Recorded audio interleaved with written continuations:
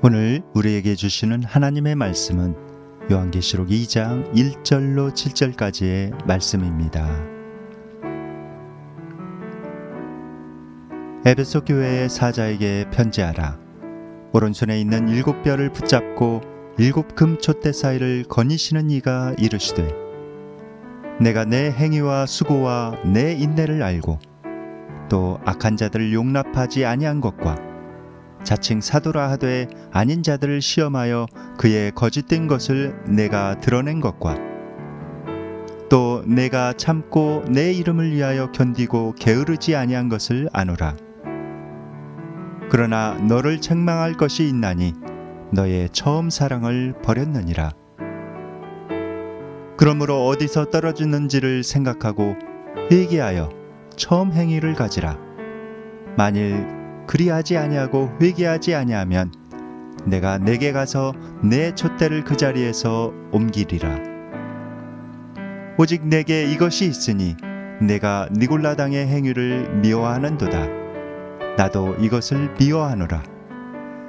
귀 있는 자는 성령이 교회들에게 하시는 말씀을 들을지어다. 이기는 그에게는 내가 하나님의 낙원에 있는 생명나무의 열매를 주어 먹게 하리라.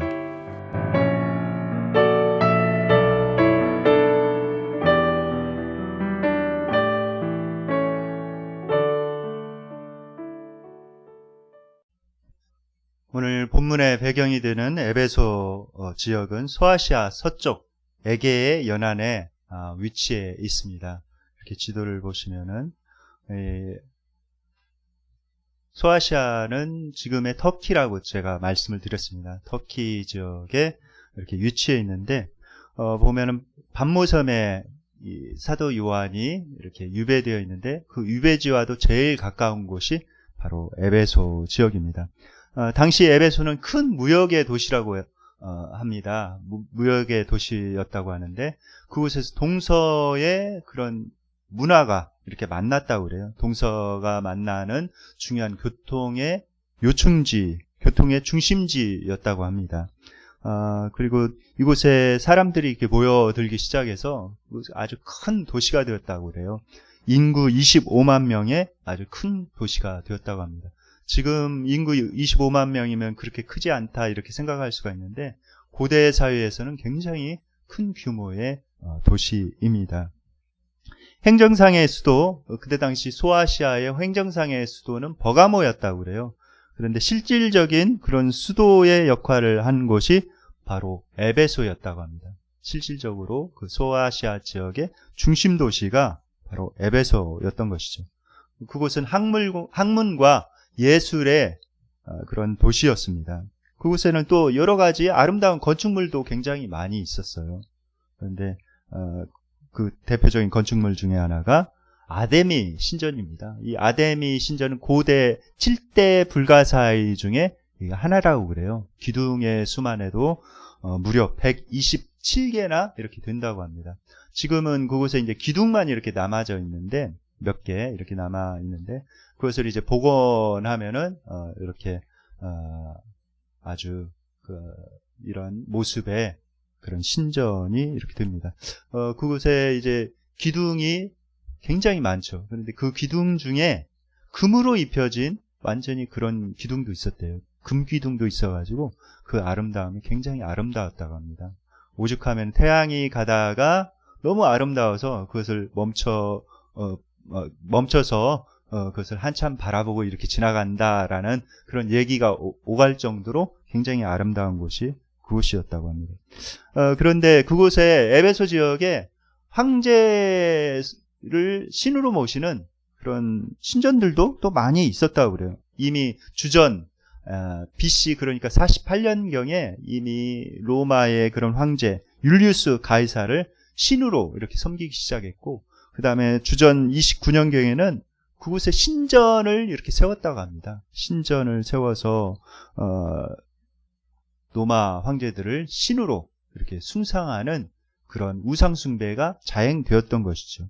그 다음에 도미티아누스 황제 때에 그것이 굉장히 더 심해졌는데 도미티아누스가 통치하던 81년에서 96년 사이에 그 에베소는 황제 숭상의 수호자다라는 그런 칭호를 얻을 정도로 굉장히 거기서 우상 숭배가 많이 일어났던 곳이라고 합니다. 그런 곳에 이제 사도 바울이 가서 복음을 전파하게 됐습니다. 사도행전 18장에 보면은 거기에 AD 52년경 사도 바울이 에베소라는 지역에 이렇게 들르게 됩니다. 들러서 거기에서 잠깐 복음을 전해요. 그 다음에 복음을 전하고 나서 이제 3차 전도여행 때 그곳을 다시 사도 바울이 방문을 합니다. 방문을 해서 거기서 2년 6개월 정도 이렇게 체류하면서 그곳에서 이게 본격적으로 하나님의 말씀을 전파하고 복음을 전파하지요. 두란노 서원이라는 곳에서 날마다 하나님의 말씀을 강론하였다고 성경에 기록되어 있습니다. 그런데 그곳에서 하나님께서 사도 바울을 통해서 희한한 그런 기적을 많이 행하셨습니다. 얼마나 희한한 기적을 많이 행하셨냐면 심지어는 사도 바울이 쓰던 손수건 또 앞치마 그것을 가져다가 병에 걸린 그런 사람에게 얹으면 그 병이 떠나갔대요. 그리고 귀신 들린 사람에게 이렇게 그것을 이렇게 덮으면은 귀신이 떠나갔다고 합니다. 그 정도로 엄청난 성령님의 역사가 일어난 것이죠. 그 에베소 지역에는 마술사들이 굉장히 많았다고 합니다. 그래서 마술사들이 많은 마술을 행했는데 그들이 그 놀라운 그런 사도 바울을 통해서 일어나는 그런 놀라운 기적들을 보고 또 하나님의 말씀을 듣고 우리가 이거 하는 것은 가짜다. 우리는 참신을 섬겨야 된다. 그러면서 회개하고 주님께 돌아오는 역사가 일어났어요. 많은 마술사들이 하나님께 돌아왔습니다. 하나님께 돌아올 때 그들이 가지고 있던 그 책들 고대에는 그 책이 굉장히 비싸거든요. 그 책을 다 모아서 산더미같이 모아서 불을 살랐는데 그 값이 은 5만이나 되었다고 성경에 기록이 되어 있습니다. 엄청난 그런 금액의 그런 책을 아낌없이 불사르고 예수님을 뜨겁게 믿은 것이죠. 그곳이 바로 에베소 교회였습니다. 그곳에서 이제 디모데가 사도 바울의 뒤를 이어서 이제 목회 사역을 했습니다. 그런데 사도 바울이 로마에서 순교한 다음에 2년 정도 지난 후에 디모데도 역시 에베소에서 순교하게 돼요. 아데미 그런 축제가 있었는데 그곳에서 흥분한 군중들이 디모데를 이렇게 죽입니다. 그래서 디모데가 순교하고 그 다음에 이제 사도 요한이 그 지역에서 이제 30여 년간 목회한 교회로 이렇게 알려져 있습니다. 지금 현재 그 에베소 교회의 그런 유적지는 셀축 근처에 있다고 그래요. 터키 셀축 근처에 있다고 합니다. 오늘 본문은 이렇게 시작하고 있습니다. 요한계시록 2장 1절 말씀 다 함께 읽겠습니다. 시작. 에베소 교회의 사제에게 편지하라. 오른손에 있는 7뼈를 붙잡고 7금 촛대 사이를 거니시는 이가 이르시되. 네. 여기 보면은 이제 예수님이죠. 오른손에 7뼈를 붙잡고 7 촛대 사이를 거니시는 이가 이르시되 이렇게 말씀하고 있습니다. 7별은 제가 말씀드렸죠. 7별은 하늘의 천사나 또 교회에 말씀을 전하는 메신저를 그 지도자를 의미한다 이렇게 말씀을 드렸습니다. 그런데 이 예수님께서 7 금촛대, 그러니까 7 금촛대는 교회를 의미한다고 했죠. 7은 완전수기 때문에 모든 교회 가운데 예수님께서 이렇게 거니시고 계십니다. 지금도 예수님께서는 이렇게 거니시고 계세요. 성령님께서 운행하면서 모든 교회들에 예수님께서 이렇게 다니시고 계신 거죠. 감찰하고 계시는 것이죠. 그런데 예수님께서 전하시고 싶은 말씀이 있는 거예요. 그래서 에베소 교회의 사자에게 편지하라 이렇게 명령을 하고 있습니다. 그런데 여기에서 말하는 그 사자는 헬라어 원어에는 앙겔로스라고 되어 있어요. 앙겔로스는 천사로 번역할 수도 있습니다. 그런데 천사로 번역하는 것보다는 교회 지도자, 하나님의 말씀을 전하는 교회의 지도자라고 이렇게 볼 수가 있습니다. 왜냐하면은 2절에 보면은 내 행위와 수고를 안다 이렇게 말씀을 하셨고 또 3절에 보면은 너를 책망할 것이 있다 이렇게 말씀을 하셨는데, 그것을 보면은 이것은 천사한테 이야기한 것보다 사람에게 이야기한 것이라는 것을 알 수가 있죠. 그래서 에베소 교회의 지도자에게 편지를 쓰고 있다는 것을 알 수가 있습니다. 분명 예수님께서는 에베소 교회에 이렇게 말씀하시고자 하는 바가 있으셨죠. 만약에 예수님께서 여러분들에게 편지를 쓰신다면 어떤 내용으로 편지를 쓰실까요? 분명히 여러분들에게 하시고 싶은 그런 말씀이 있을 거예요. 원하기는 오늘 이 예배 시간을 통해서 오늘 여러분들에게 하나님께서 하시고자 하시는 그런 음성을 들을 수 있기를 바랍니다. 먼저 여기 보면은 예수님께서 뭐라고 이렇게 말씀하셨는가? 내가 안다라고 말씀하고 계시면서 위로하고 계십니다. 내가 너를 알고 있다. 그러시면서 예수님께서 칭찬하시는데, 예수님께서 무엇을 가슴에 담아두시고 칭찬하고 계십니까? 오늘 말씀을 한번 읽어볼까요? 요한계시록 2장 2절 3절 말씀입니다. 다 함께 읽겠습니다. 네, 시작. 내가 내 행위와 수고와 내 인내를 알고 또 악한 자들을 용납하지 아니한 것과 자칭 사도라 하되 아닌 자들을 시험하여 그의 거짓된 것을 내가 드러낸 것과 또 내가 참고 내 이름을 위하여 견디고 게으르지 아니한 것을 아노라. 여기 보면은 예수님께 뭘 먼저 기억하시는가? 먼저 예수님을 위하여 인내하고 게으르지 않고 열심히 행동한 것을 기억한다 이렇게 말씀하고 계십니다. 에베소 교회는 진짜 그랬어요. 예수님을 위해서 열심히 인내했습니다.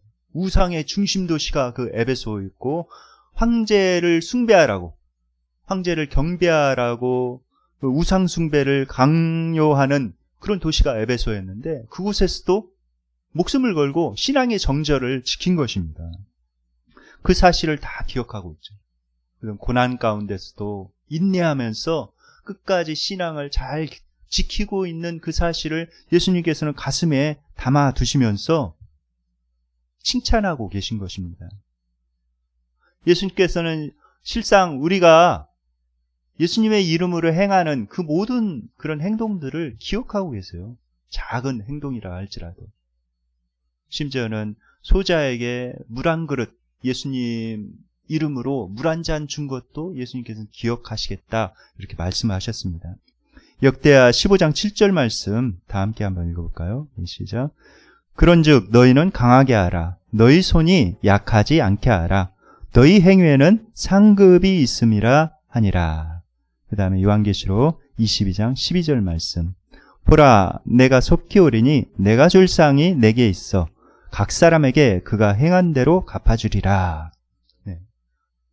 예수님께서는 우리가 예수님을 위해서 행한 그 작은 것까지도 다 기억하시고 나중에 갚아주시겠대요. 상을 주시겠다고 말씀하고 있습니다. 우리가 열심을 내서 예수님을 위해서 섬기면서 또 예수님의 이름으로 선을 행해 나가는 것이 필요합니다. 그것이 하나님 앞에 영광을 돌리는 일이고, 또 많은 사람들이 또 하나님께 돌아올 수 있는 그런 통로가 되는 그런 길입니다. 또 예수님께서 가슴에 담아두면서 기억하시면서 또 칭찬하시는 것은 악한 자들을 용납하지 않고 거짓 사도를 드러낸 것을 내가 기억하고 있다 이렇게 말씀하고 있습니다. 그런데 여기에서 말씀하는 그런 악한 자들은 누구일까요? 그 다음에 거짓 사도는 누구를 지칭하는 것일까요? 오늘 본문 6절에 보면은 그거 나와 있어요. 그 사람이 바로 니골라당이라 이렇게 말씀하고 있습니다. 나도 이 니골라당의 행위를 미워한다. 예수님께서도 그렇게 말씀하시죠. 그런데 이 니골라당은 어떤 사람인가? 어떤 사람들인가? 2세기경에 교부 이레니우스가 있습니다. 이레니우스가 기록한 기록에 의하면은 이 니골라는 유대교회에 입교했다가 초대교회의 7집사로 선출된 그 집사다 이렇게 이야기를 하고 있습니다. 그가 예수님을 믿고 나서 그의 신앙이 타락한 것이죠. 타락해가지고 이단이 되어가지고 굉장히 많은 사람들을 미혹하게 하고 그런 길로 가게 했다. 잘못된 길로 가게 했다. 이렇게 말씀하고 있습니다. 이 니골라는 구약 선지자, 그 거짓 선지자 발람과 같아요.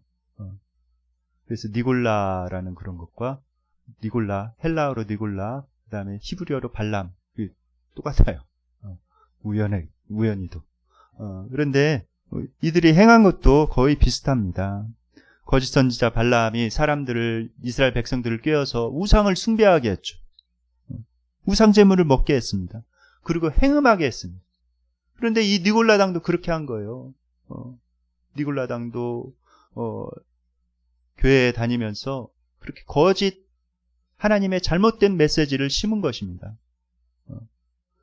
구약 시대는 율법의 시대고 신약의 시대는 은혜의 시대다 이렇게 얘기를 하면서 그 다음에 육은 악하고 그 다음에 영은 선하다.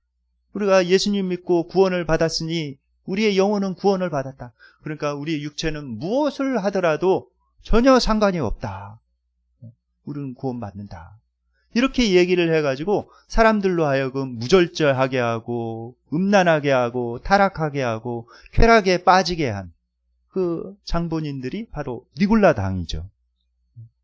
그래서 많은 사람들이 음란과 퇴폐에 이렇게 빠져가지고 이렇게 살아가게 되었습니다. 심지어는 그 니골라 당은 심지어는 아내까지도 이렇게 공유했다고 그래요. 그처럼 이렇게 타락한 그 사람들이 바로 니골라 당이죠. 잘못된 그런 영지주의 파 중에 그런 하나입니다. 이것을 에베소 교회에서는 구분하고 거짓 선지자를 구분하고 이 악한 행동을 하는 사람들을 용납하지 아니하였다. 그것을 예수님께서는 기억하고 계신다. 이렇게 말씀하고 계십니다. 최근 우리나라에서 포괄적 차별금지법이 이제 국회에 상정되어 올라가 있습니다. 그런데 이 포괄적 차별금지법, 차별하지 말라는 그런 말은 좋은 말이죠. 우리 예수님 믿는 사람 중에 누구든지 이렇게 차별하는 것을 좋아하는 사람은 없을 것입니다. 이렇게 참 타이틀은 좋은데 그 안에 들어가 보면 참 안 좋은 독소 조항들이 참 많이 있는 거예요. 민주주의의 근간이 뭡니까? 표현의 자유죠. 자유롭게 자기 의견을 이야기할 수 있는 것. 이거는 죄라고 얘기할 수도 있는 것. 그 표현의 자유가 있어야 민주주의가 제대로 이렇게 서갈 수 있습니다. 그런데 그것마저도 이렇게 막는다면은 민주주의의 근간이 흔들리게 이렇게 되는 것이죠. 이 포괄적 차별금지법이 이렇게 통과가 되면은 이제 그런 것들이 막히는 거예요. 그래서 만약에 동성애가 죄다 이렇게 제가 설교를 하거나 이야기를 한다면은 벌금을 먹이는 것입니다. 그리고 징벌적으로 반복해서 그 말을 안 할 때까지 벌금을 계속 늘려가가지고 더 배수로 늘리고 이렇게 해가지고 계속 벌금을 먹인다는 거예요. 그럼 그 말을 이렇게 할 수가 없는 거예요. 바른 말, 옳은 말을 하기가 굉장히 힘이 드는 것입니다. 외국에서는 이런 법이 이렇게 통과돼가지고 목사님이 그런 설교를 해가지고 크게 벌금을 물고 또 감옥까지 이렇게 들어갔다는 그런 사례가 있습니다. 참 우리가 깨어서 기도해야 되는 거죠. 이 부분에 대해서 깨어서 기도하고 어떤 뉴스 기사가 나오면 꼭 여러분들 의견을 댓글로 이렇게 다시기 바랍니다. 그리고 뭐 청원을 하게 되면 꼭 청원을 하세요. 이 법이 통과되기도 전에도 이 강남의 모 유치원에서는 이 동성애에 대해서 유치원 아이들 얼마나 순수하고 정말 때묻지 않은 그런 아이들 아닙니까? 그 애들에게 이 동성애 교육을 이렇게 하려고 시도를 했대요. 제 조카가 직접 얘기한 거예요. 제 조카가 결혼을 해서 아기를 낳아서 유치원에 보냈는데 그 유치원에서 그렇게 하려고 했다는 것입니다. 이 법이 통과되기도 전에도 이러한데 이 법이 통과되면은 이 법을 근거로 얼마나 활개를 치겠습니까? 근데 그것이 이 법이 통과되면 그것이 잘못되고 그 죄다. 나는 그거 싫다. 우리 자녀들에게 그런 교육을 하지 말라. 이런 얘기도 이제는 못하는 것입니다. 그리고 심각한 것은 일부 신학교에서마저 이것을 찬성하는 그런 신학교도 있고 목회자도 있다는 사실입니다. 거짓 선지자를 잘 분별을 해야 돼요. 목사 말이라고 다 믿어서는 안 됩니다. 여러분들 성경에서 정말 하나님께서 그렇게 말씀하시는가? 그것을 잘 상고해 봐야 돼요. 베레아 사람처럼 정말 이 말씀이 그러한가요? 날마다 성경을 상고함으로 이렇게 이야기를 했는데, 여러분들 성경 열심히 읽으시고 성경을 열심히 아셔야 됩니다. 앞으로는 그런 세대가 됐어요. 진짜 거짓 선지자를 잘 분별해야 됩니다. 성경에서는 한 번도 이 동성애에 대해서 하나님께서 찬성하신 적이 없으십니다. 그런 창조의 질서를 깨는 그런 행위죠. 레위기 20장 13절 말씀 다 함께 한번 읽어볼까요? 예, 시작.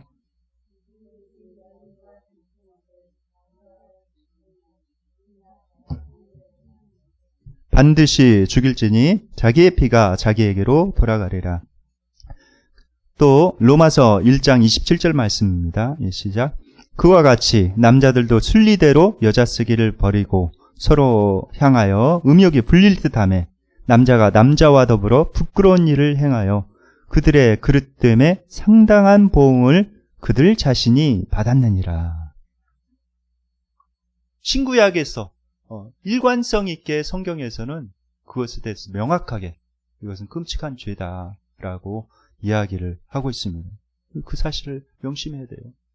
그리고 염암섭 원장님, 수많은 에이즈 환자들을 치료하고 계시는 그 염암섭 원장님에 의하면은 동성애의 대부분 90% 이상이 남성 간의 동성 행위를 이렇게 하다가 이 에이즈에 걸렸다. 이렇게 그분이 의사 선생님이신데 그분이 말씀하고 있습니다.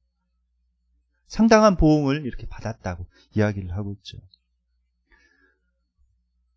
이 에베소 교회는 이런 악한 행위, 그 다음에 이런 거짓 선지자들을 용납하지 않고 그들을 잘 물리쳐냈습니다. 그런데 그들에게 책망할 것이 있다고 이렇게 말씀하고 계세요. 책망할 것이 있다. 그것은 무엇인가? 그것은 처음 사랑을 버렸다는 것입니다. 처음 사랑을 버린 것이다.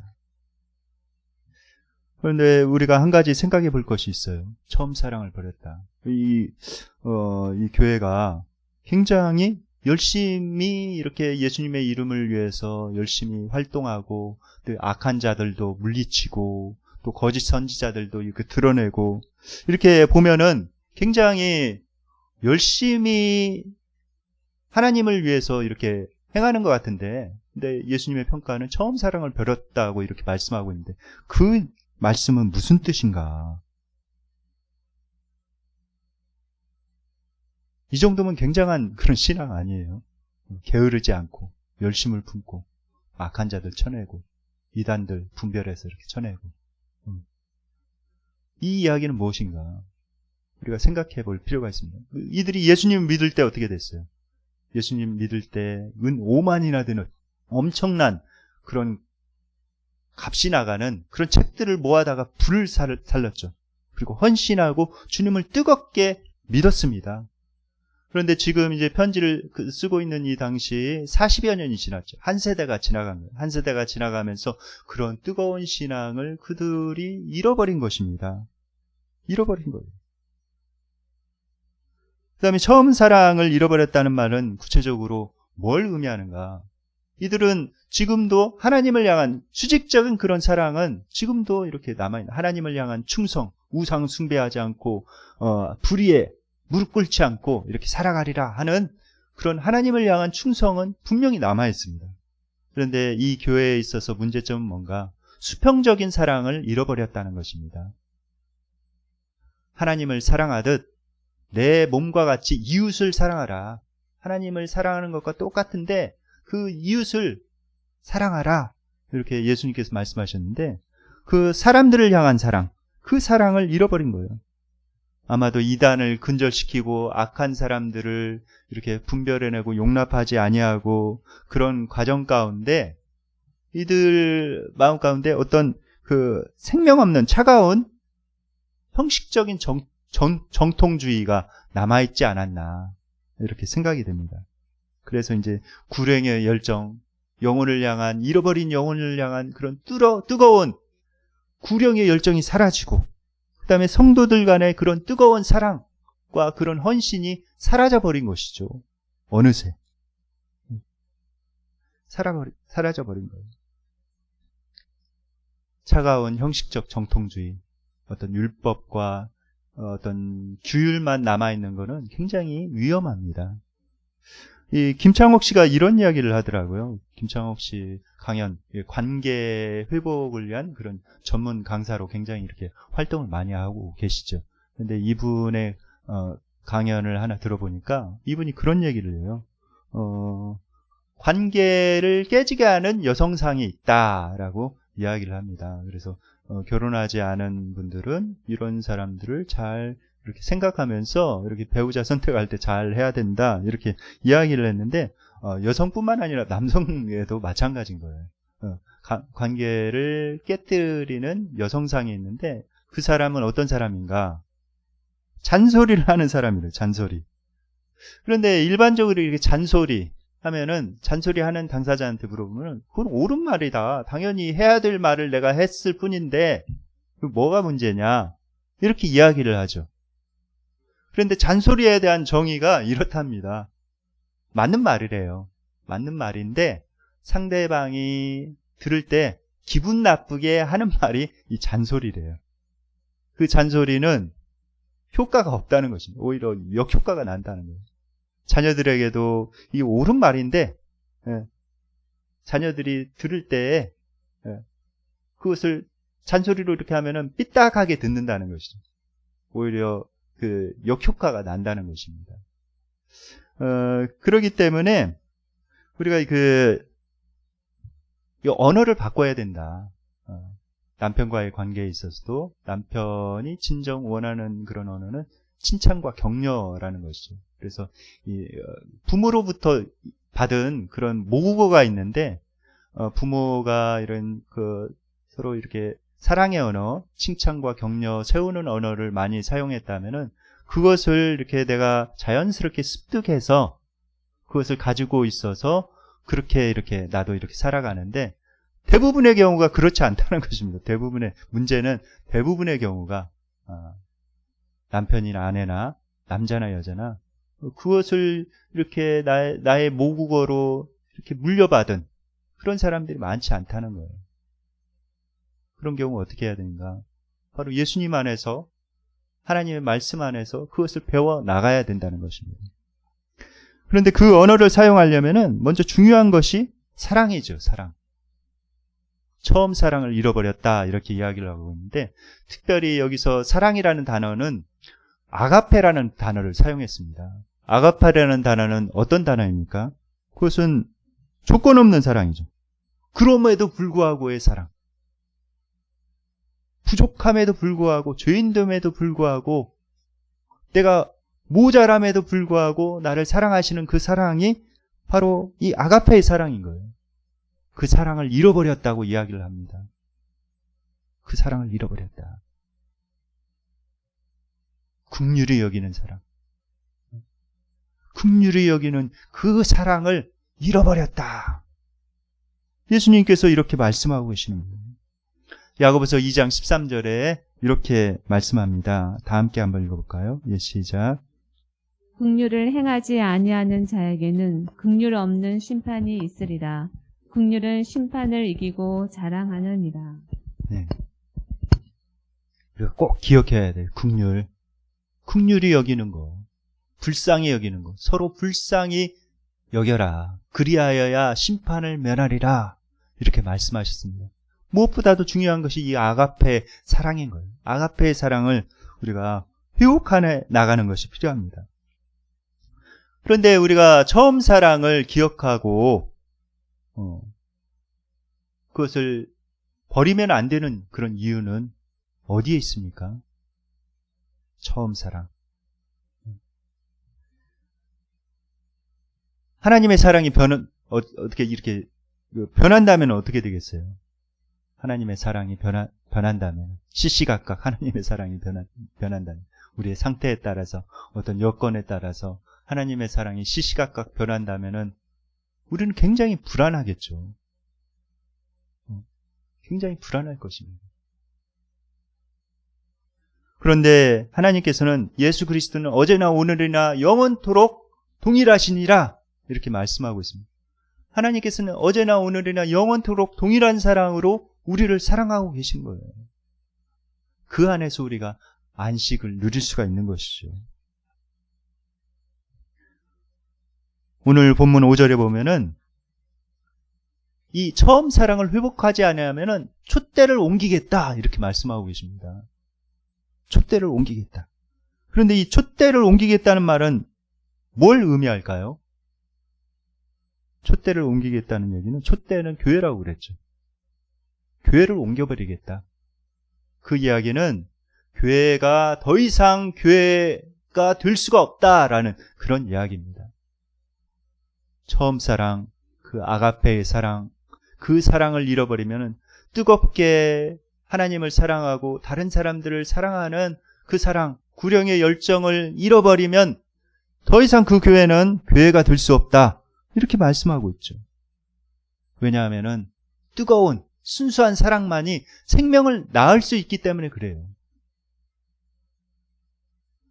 결국 사랑을 잃어버리면 모든 것을 잃어버리는 것입니다.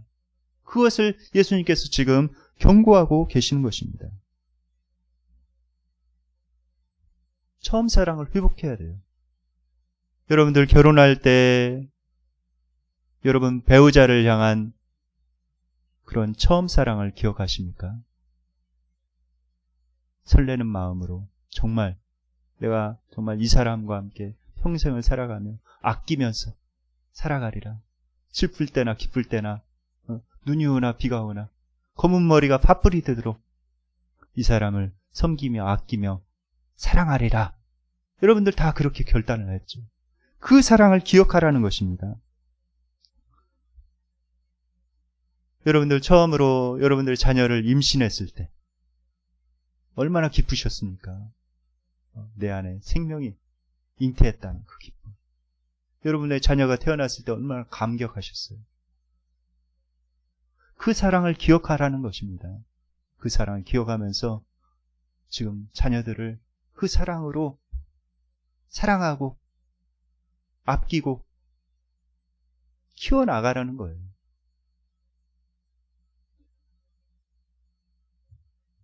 그 사랑을 기억하며 회복해야 합니다. 주님께서 그렇게 말씀하고 계십니다. 그런데 처음 사랑을 잃어버린 교회에게 예수님께서 내리신 처방전은 무엇일까요? 그 처방이 있어요. 요한계시록 2장 5절에 예수님께서 이렇게 처방을 내리고 계십니다. 다 함께 한번 읽어볼까요? 시작. 그러므로 어디서 떨어졌는지를 생각하고 회개하여 처음 행위를 가지라. 만일 그리하지 아니하고 회개하지 아니하면 내가 내게 가서 내 촛대를 그 자리에서 옮기리라. 첫 번째 처방은 뭔가? 생각하라. 이렇게 말씀하고 있습니다. 어디에서 떨어졌는지를 생각하라. 이렇게 말씀하고 있습니다. 생각해야 돼요. 어디에서부터 문제가 생겼을까? 곰곰이 하나님 앞에서 기도하면서 생각을 해야 됩니다. 어디에서부터 이런 문제가 생겼을까? 그 경로를 추적해야 되는 것이. 근원, 뿌리를 찾아내야 됩니다. 내 안에 삶에 어떤 문제가 생겼을 때 그 문제가 어디에서부터 이렇게 생겼는지 그 근원, 뿌리를 찾는 것이 필요해요. 전도서 7장 14절에 보면은 이런 말씀을 하나님께서 말씀하고 계십니다. 형통한 날에는 기뻐하고 공고한 날에는 생각하라. 하나님이 이 두 가지를 병행하게 하사 사람으로 그 장래의 일을 능히 헤아려 알지 못하게 하셨느니라. 형통한 날에는 기뻐하지만은 공고한 날에는 생각하라는 거예요. 왜 이런 일들이 나에게 벌어졌는지, 그 문제의 근원이 무엇인지, 내가 돌이켜야 될 그런 부분이 무엇인지, 그래서 그것을 고쳐야 된다는 것입니다. 그것을 고칠 때에 그 고통의 시간이 더 줄어들 수가 있는 거예요. 짧아질 수가 있는 것입니다. 생각해야 돼요. 하나님과의 그 처음 사랑을 잃어버린 그런 이유가 무엇일까? 곰곰이 생각해야 되는 것이죠. 그 이유를 찾아내야 되는 것입니다. 우리가 보통 남녀 사이에 첫사랑을 하게 될 때 굉장히 뜨겁게 이렇게 사랑하죠. 자기가 좋아하는 사람을 이렇게 만나게 되면 뇌에서 도파민이 막 이렇게 분출이 된대요. 그래가지고 굉장히 뜨겁게 사랑하고 하루라도 이렇게 안 보면 보고 싶고 문자도 보내고 카톡도 보내고 편지도 보내고 뭐라도 더 많이 이렇게 상대방한테 주고 싶고 이렇게 그렇죠. 그런데 이제 그 호르몬이 이렇게 좀 도파민이라는 그런 것들이 이렇게 떨어지면은 이게 차갑게 식기 시작하고 어떤 경우에는 이제 결혼하기 전에도 그 관계가 식어져 가지고 결혼하지 못하고 서로 헤어지는 그런 아픔을 겪기도 합니다. 그 평생 이렇게 상처로 가지고 있는 것이죠. 또 결혼까지는 이렇게 꼬른을 했는데 결혼해서 이렇게 살아가는데 마치 하숙생이 집에서 이렇게 머무는 것처럼 그렇게 살아가는 경우도 이렇게 종종 보지요. 그럴 때 생각해야 되는 거예요. 다시 식은 이런 애정을 어떻게 살릴 수 있는가? 어디에서부터 이런 문제가 생겼는가?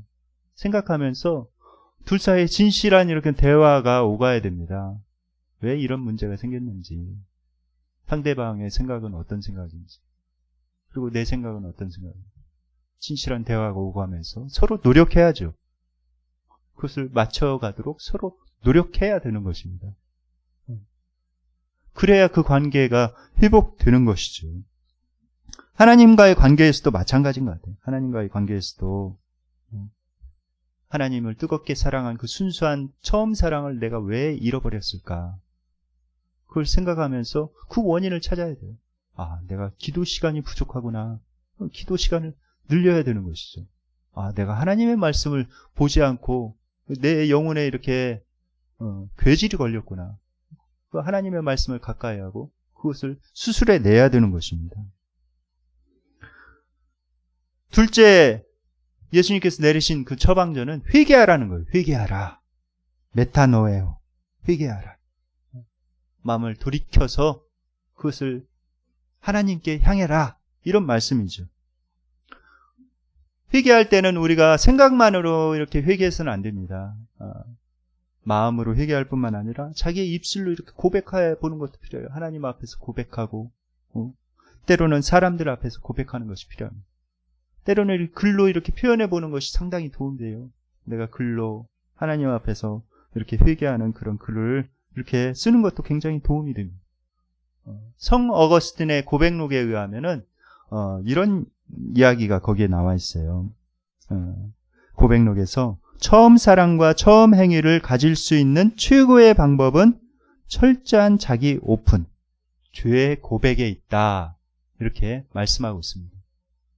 성 어거스틴의 고백록, 참회록, 거기는 얼마나 성 어거스틴이 죄악 가운데 세상에 찌들려서 이렇게 살아갔는지 자기의 죄를 철저하게 이렇게 자백하고 있죠.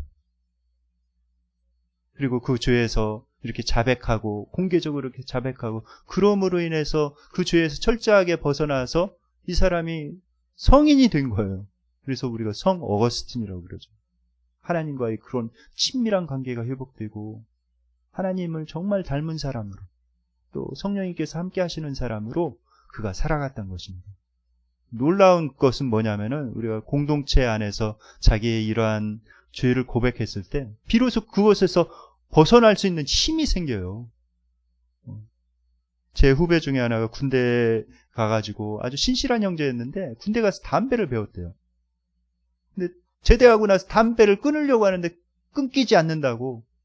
어느 날 밤에 제가 그때 자취하고 있었는데 제 자취방에 이렇게 찾아왔어요. 그러면서 울면서 형, 제가 군대 가서 이렇게 담배를 배웠는데 담배를 끊고 싶어도 안 끊어져. 하면서 눈물로 이렇게 나한테 고백을 하더라고요. 그런데 놀랍게도 그 후에 끊겼어요. 그렇게 고백한 후에 성령님의 능력으로 그것이 딱 끊겨가지고 담배 냄새만 맡아도 싫어졌어요. 그러면서 끊었어요. 이렇게 고백을 하더라고요.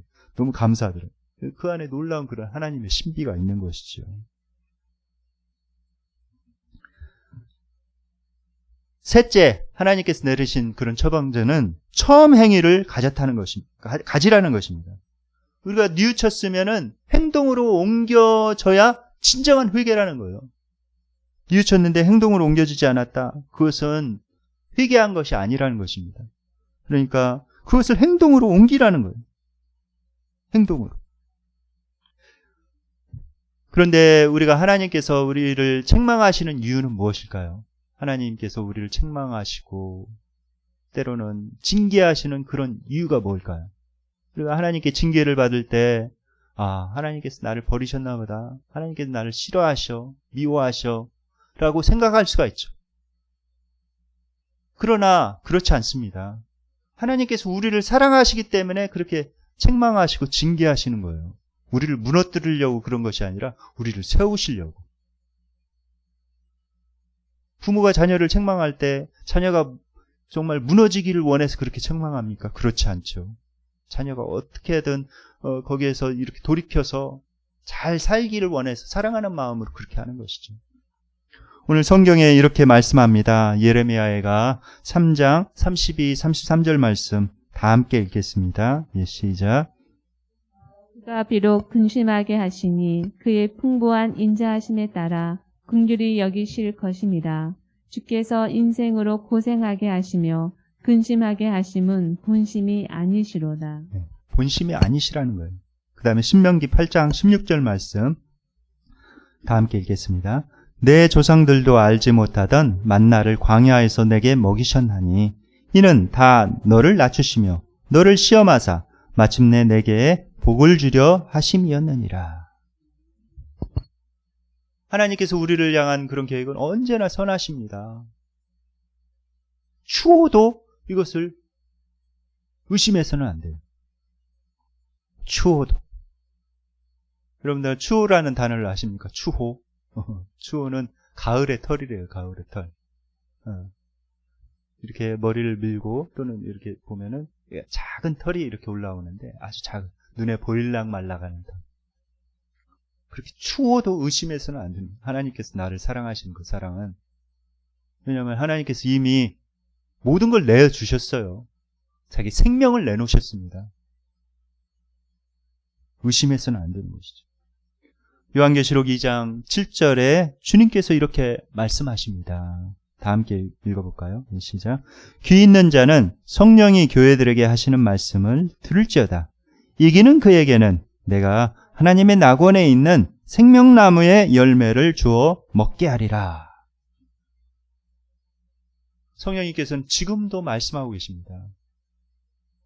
오늘 이 말씀이 에베소 교회만을 위한 말씀은 아니에요. 왜냐하면 여기 보면은 성령이 교회들에게 하시는 말씀을 들을지어다. 모든 교회에게 하시는 말씀입니다. 복수를 쓰고 있어요. 교회들에게. 하나님께서 우리에게 말씀하고 계시는 것입니다. 이 말씀을 통해서. 귀 있는 자는 성령님께서 지금 하시는 말씀을 들으라는 거예요. 뭐라고 말씀하시는가? 이렇게 말씀하고 이기는 그에게는 하나님 낙원에 있는 생명나무의 열매를 주어 먹게 하리라. 이렇게 말씀하고 있습니다. 그런데 이기는이라는 이 단어가 헬라어로 니콘티인데 이 단어는 군사적인 용어입니다. 정복하는 그에게는, 승리하는 그에게는 이러한 것을 주리라. 이렇게 말씀하고 있어요. 그런데 이 이기는이라는 이 단어가 현재 분사 형태를 이렇게 띠고 있습니다. 그러니까 지속적으로 싸워서 이겨나가야 된다는 거예요. 과거에 한 번 이겼던 거 그것이 아니라 현재에도 하나님을 의지하고 지속적으로 영적인 전투 가운데 우리가 있다는 것을 견지하고 항상 깨어서 기도하고 계속해서 이겨나가야 된다는 것입니다. 그런데 이 이긴다는 그런 뜻을 우리가 잘 알아야 돼요. 상대방을 정복하고 굴복시키고 그것이 이기는 게 아닙니다. 여기서 말하는 거는 그것보다는 좀 더 차원이 높은 거예요. 이 예수님께서 여기서 말하는 이긴다는 그런 의미는 처음 사랑으로 그 뜨거운 예수님의 사랑으로 사랑하는 것을 의미합니다. 아가페의 사랑으로. 그럼에도 불구하고 나를 미워하고 나에게 힘들게 함에도 불구하고 이 아가페의 사랑으로 내가 긍휼히 여기면서 끝까지 사랑하는 그것이 이기는 것이라는 거예요. 그런 자에게 생명나무의 아름다운 열매를 먹게 하시겠다고 말씀하고 있습니다. 이제 우리가 이 아가페의 사랑, 처음 사랑을 기억하면서 하나님 앞에 기도하는 그런 시간을 갖도록 하겠습니다.